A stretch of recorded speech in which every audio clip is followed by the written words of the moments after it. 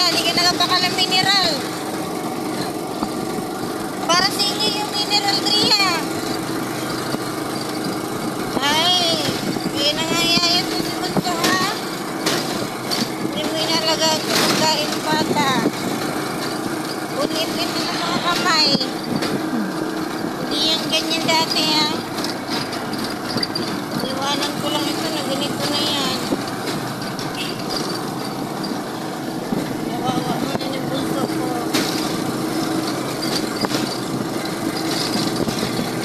Anong oras hindi nagkataon? Napabaya na ni pagkain niya. Nagkataon na ng bata. Yes, ka nakikinig sa akin, ha? Ano mo? May kano? Oo, diyan. Mataas na? Ano ba? Sa taas mo ka rin. Ha?